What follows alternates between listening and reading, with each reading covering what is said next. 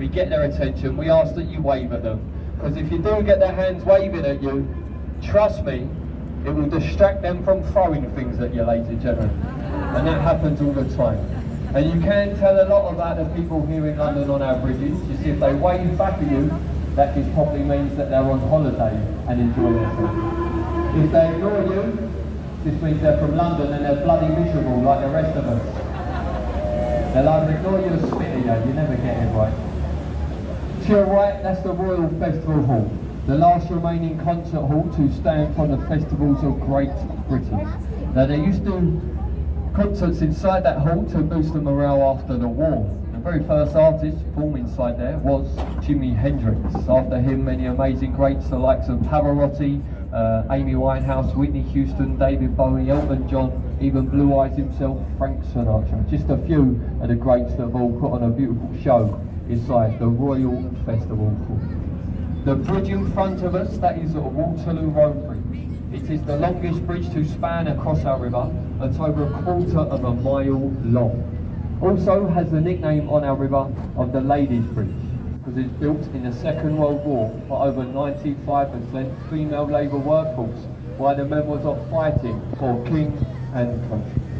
And of course, as the ladies would choose to do, they found the most expensive stone that they could build the bridge from, and they chose it. Portland stone. It's a self-cleansing. So when it does rain here in London, I'm sure you'll all know that hardly ever happens, but when it does, the outside of this bridge will get a thorough wash.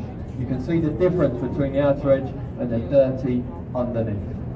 The same stone built on a few other buildings here in London, Buckingham Palace, St Paul's Cathedral, Tower Bridge, even Somerset House over to your left. You'll see that as you pass beneath the Waterloo Road Bridge. Now Somerset House was built and made for the Dukes and Earls of Somerset, royalty. It's inside of that building where they used to keep all the birth, marriage and death certificates for England and Wales. That's why it's got its nickname of the Hatcham, Matcham and the Spatcham building. Over to your right behind the trees, the large concrete building, that electronic board at the top. To me it looks like a multi-storey car park, but that is London's Royal National Theatre. And inside of that theatre you have two of the finest here in the country, the Olivier and Littlewood Theatre. But there is an old saying you've all probably used or heard of before: don't judge a book by its cover. Now that really does go for that theatre, ladies and gentlemen. That theatre here in London, for over the last 14 years in a row, has now been voted the ugliest building to sit alongside the banks of our River Thames. So to me it does look like a multi-storey car park. A lot of people think it looks like an old warehouse been abandoned on the side of the river.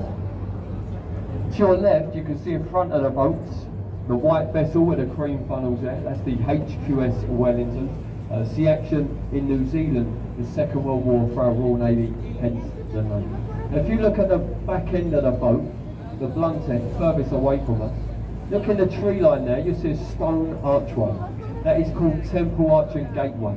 What we're soon about to do is cross the border that runs directly below the Thames riverbed.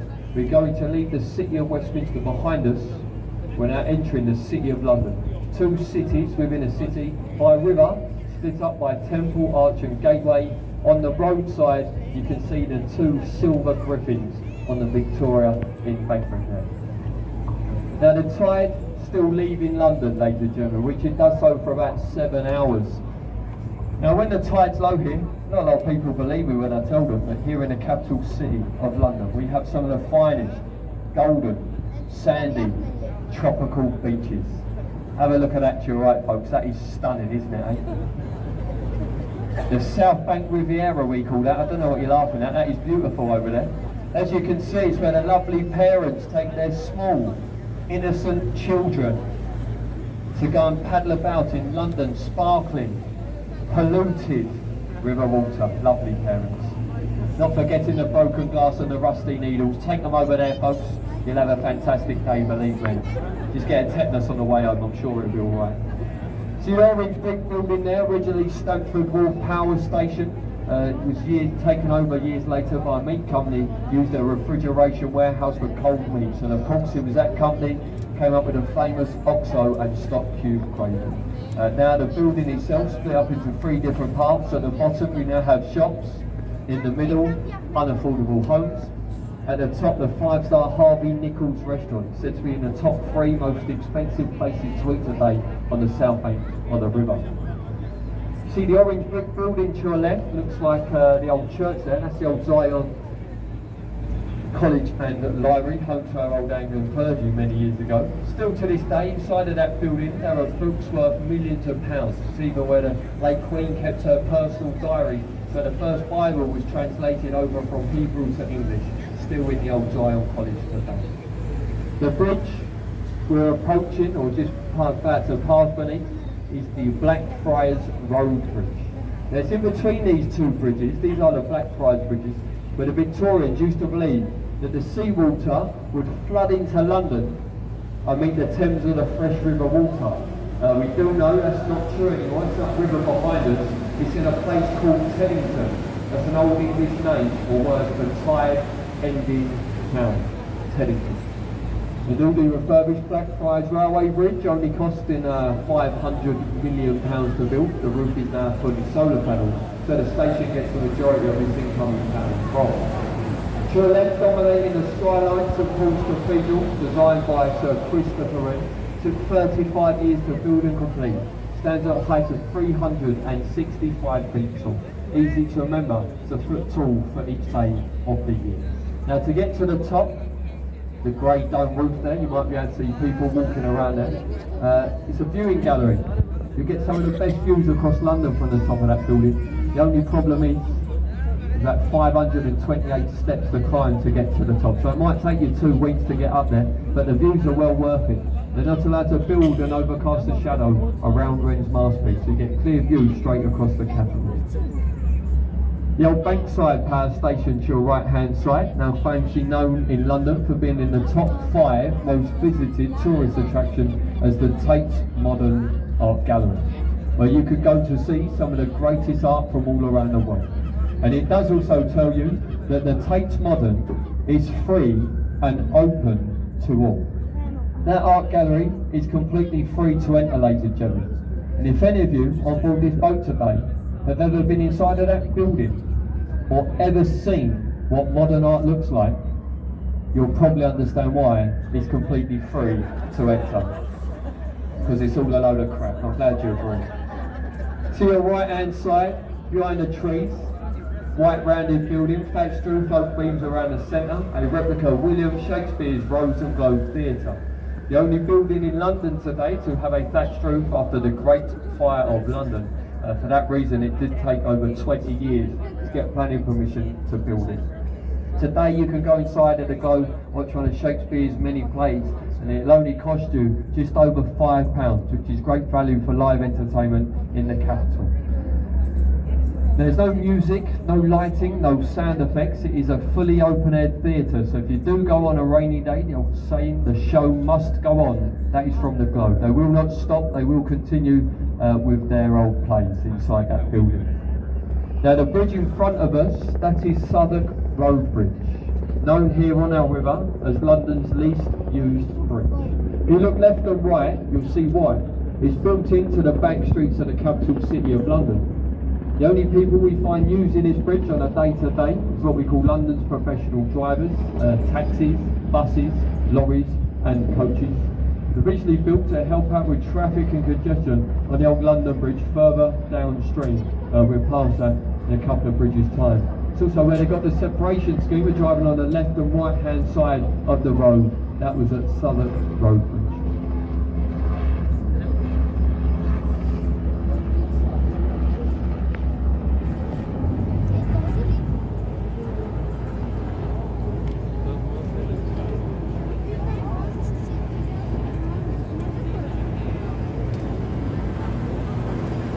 Over to your right, see a little pub there with the red doors and windows. That's the Anchor Pub at Bankside. It's one of the oldest pubs on this stretch of London now, folks. It's been on that site for well over 400 years. Shakespeare himself used to use the attic as a changing room. The original Globe was right next door where those flats and apartments are today. And as you can imagine, over those 400 years, you've had a lot of amazing people visit that pub. The likes of Shakespeare himself, Samuel Pepys, Christopher Wren, Charles Dickens, Tom Cruise, Brad Pitt, and myself, of course. Thank you very much. Amazing people. As we welcome you to the old slums of London now, the London Borough of Southwark, Red Light District, illicit housing, crooks, villains, gambling dens, pirates and thieves. To your right, Pickford's Wharf, an inland dock. See the back end of an old pirate ship, a working replica of Sir Francis Drake's Golden Plate. Put on side by the Queen Elizabeth I to go around the Spanish Isles stealing gold and treasure. When he arrived back to the UK for the second time, had enough gold and treasure on board, and the equivalent of about £75,000 to got our country out of financial debt. You can hear the bells ringing. That's Southwark Cathedral to your right hand side. Inside Southwark Cathedral you have the John Harvard Chapel. Of course named after John Harvard, the founder of the university over in America, Massachusetts. He was baptised by his father inside Southwark Cathedral. He was an old local butcher here in the East End of London, in Borough Market, just to your right hand side. This is the world famous London Bridge. A lot of people confuse it with Tower Bridge. If you still don't believe me, it is engraved in the wall as we pass beneath. I'm not lying to you. It's the fifth bridge to span our river in over 2,000 years. The Romans came to shore to build the ancient city of Londinium. Of course, today we call it London. It's now the smallest capital city anywhere in the world. We're each 1 square mile from London Bridge to the castle at the Tower of London.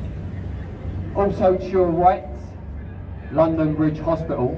That is now the most expensive private hospital here in the capital city. And it's owned by the Kuwaiti royal family. And inside London's most expensive hospital, they do specialise in heart attacks. You see, you can go inside of that hospital with a sprained wrist or a broken leg. You'll have your treatment, you receive your bill. That's when you then suffer the heart attack because it's that bloody expensive. Just behind it, the Shard of Glass, last year the tallest building to stand in Western Europe. Over 1,017 feet tall, home to the 6-star Shangri-La Hotel, restaurants, casinos, offices and apartments. Now the Shard was designed by an Italian architect, Renzo Piano. He was offered £2 million for designing that building, and of course he turned it down. Instead of £2 million, he did ask for one of those penthouse apartments on the 75th floor. He got his wish. He had that apartment for 1 year only before he sold it to make a small profit of over £45 million. Not bad for drawing a triangle on a piece of paper. The HMS Belfast to your right, look at the front of the ship, you can see a Union Jack flag. That is the only Union Jack you'll see flying in this part of London. Any other flag similar is just called a Union flag. That's a Union Jack because it's flying from the front of our Royal Naval ship from a wooden Jack Star point with a gold crown or button at the very top. Now she was built in Northern Ireland, Belfast, in the Harland and Wolff shipyard. That's the same shipyard as which the ill-fated Titanic was also built in. She last fired her guns in anger in the Korean campaign, helped support the D-Day landings as well. We just passed 6 cannons at the front, identical here at the back. So powerful, they could fire a weight of a 100-pound shell over 15 land miles, travelling about 400 miles an hour. It's now floating extension to the Imperial War Museum. You can see you can go on all 9 decks from top to bottom.